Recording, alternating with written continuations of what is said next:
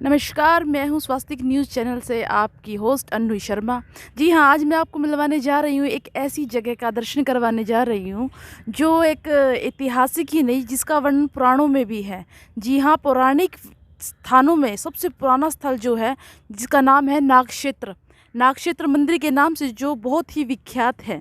लेकिन कहने वालों की एक बात तो आपने सुनी होगी कि गंगा किनारे रहने वाले गंगा जी का महत्व भूल जाते हैं और गंगा में स्नान करने नहीं जाते। आज इस वीडियो बनाने का हमारा यही एक मोटिव है कि अपने आसपास के हम अपने तीर्थों को जानें और उनके महत्व को पहचानें। जी हाँ, ये वही नागक्षेत्र है जिसका ऐतिहासिक और पौराणिक वर्णन द्वापर युग से प्रारंभ होता है। पांडवों के पुत्र परीक्षित जी से जिसका सीधा सीधा संबंध है, जिसका मुख्य संबंध पौराणिक ही है और ऐतिहासिक से भी जुड़ा है। चलिए आइए, मैं सबसे पहले आपको वो पौराणिक कथा सुना देती हूँ, जिससे इस नागक्षेत्र स्थान का महत्व और भी बढ़ जाता है और श्रद्धालुओं की श्रद्धा भी और अधिक बढ़ जाती है। द्वापर के जब अंत था तो परीक्षित जी का जन्म हुआ, जो कि पांडवों के पुत्र थे। मतलब उनके पुत्रों के पुत्र, अर्जुन जी के पुत्र का जो उनके नाम था, उनके पुत्र ही कहिए कि सब पांडवों के पुत्र, केवल एक पुत्र बचे थे, परीक्षित जी, जो बेहद ही धर्मात्मा थे, भगवत भक्त थे। लेकिन किसी कारणवश उनके हाथों किसी ऋषि का अपमान हो गया और उसी ऋषि के पुत्र ने उनको श्राप दिया कि आपको आज से 7 दिन बाद तक्षक नाग के काटने से ही आपकी मृत्यु हो जाएगी। जी हाँ, जैसे ही इस बात का पता चला परीक्षित जी को, उन्हें दुख नहीं हुआ इस बात का कि ऐसा कुछ हो गया है। उन्होंने अपनी गलती को माना और ये आप जानते होंगे, भागवत कथा का जो प्रारंभ हुआ था ये परीक्षित जी के काल से ही हुआ था। परीक्षित जी ने ही सुखदेव जी से कथा सुनी थी।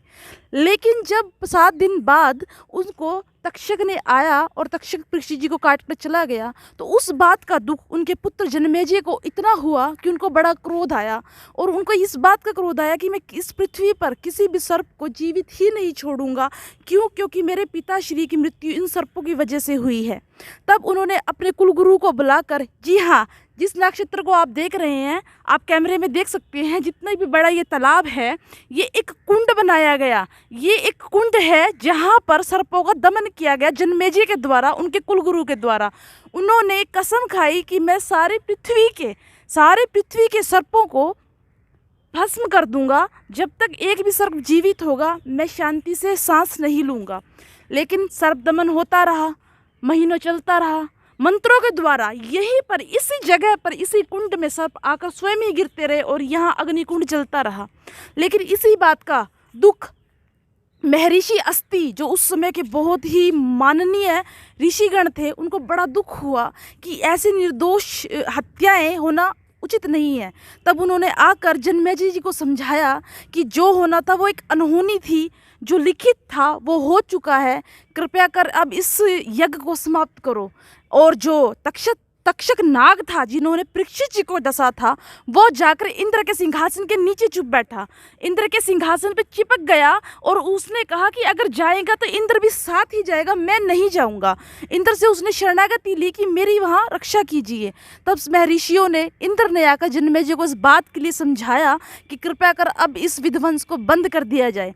जी हाँ, कहा जाता है जब भी कोई नाग काटने को आए तो महर्षि अस्ति का नाम लिया जाता है।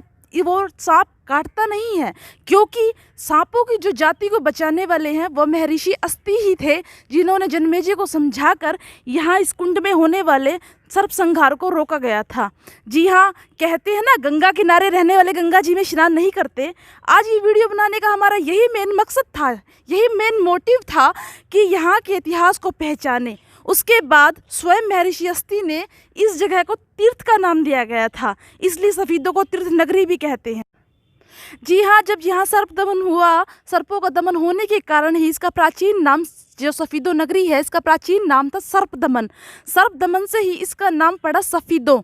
जी हाँ, सफीदो नाम ही सर्प दमन की वजह से पड़ा है, क्योंकि यहाँ सर्पों का दमन किया गया था। कहने वालों की एक अफवाह और भी है कि ये जो कुंड है, जो तालाब है, ये हर वर्ष किसी की बलि लेता है। मैं किसी भी धर्म, किसी भी जाति और किसी का नाम ना लेते हुए सबसे ये आग्रह करूंगी, इस पवित्र तीर्थ को बदनाम ना करते हुए इसका आदर करें, इसका सम्मान करें। यही हम सब के लिए उचित होगा। अगर कोई गंगा जी में जाकर डूब जाता है या गंगा जी में जाकर कुछ खुद ही खुदकुशी कर ले, तो दोष गंगा जी का नहीं होता, उस इंसान की बुद्धि का होता है। इसलिए इसे ऐसा बदनाम ना किया जाए कि इसमें कोई आकर ले मरता है या फिर इसमें किसी की बलि लेता है। इस पवित्र तीर्थ को इस नाम से बदनाम ना किया जाए, यही हमारा मकसद था इस वीडियो को बनाने का। धन्यवाद।